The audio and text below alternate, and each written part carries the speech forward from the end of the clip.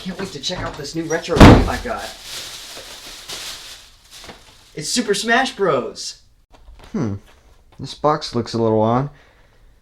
Whatever, it's just a box, right?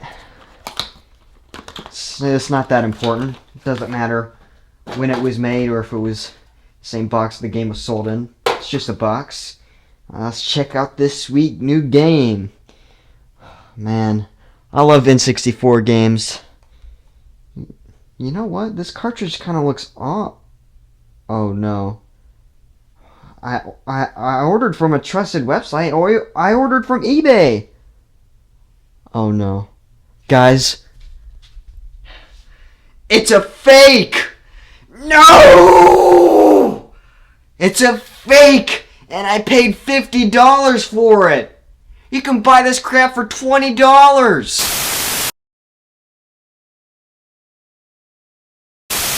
Oh hey guys! I'm sure you're confused by the title of this video, but don't be. It all has to do with Nintendo's least favorite word, piracy. And also plastic. After that, congratulations, you can play Pokemon Ruby on a cartridge that used to be FIFA Soccer 2004. You must feel so proud of yourself.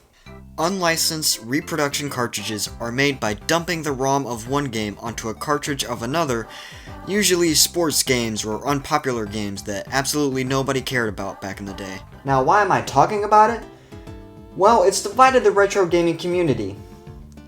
And also, reproduction games tend to have issues saving, which is one of the most important features in video games. Let's start with the saving issue. Basically, the save file might get corrupted, and you may not be lucky all the time just buying reproduction cartridges, although in my experience it usually isn't a problem. Now as for the retro gaming community, some people like the idea because it makes it much easier and much cheaper to experience these classic games, while still being able to play on their console and having the ability to get multi-packs and ROM hacks of games like GoldenEye with Mario characters. Some people, on the other hand, absolutely hate the idea of buying reproduction cartridges because they think it destroys the experience of playing the authentic cartridge on the console the way God intended, and also being able to have the authentic original packaging that the game came in when it was sold all that time ago. I, and a lot of others though, tend to float in the middle. I personally am into collecting only authentic games, although I have no problem with others breaking down and just buying cheap reproduction cartridges and doing it that way.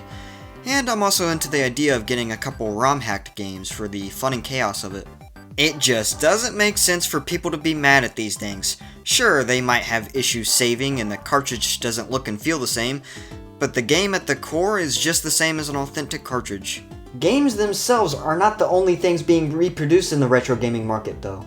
Cartridge-based games of the old days, back when games ran at a whopping 240p 20 FPS, came in small cardboard boxes that were pretty neat, but were also pretty easy to tear up and most people would just throw them away.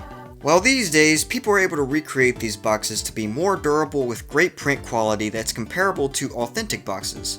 For hardcore collectors, getting reproduced boxes may be the way to go since they are just boxes, and unfortunately, boxes from the 90s cost a good bit, while reproduced boxes in perfect condition cost less. Now, if you're interested in buying reproduction games, you might want to know which consoles you can do that with.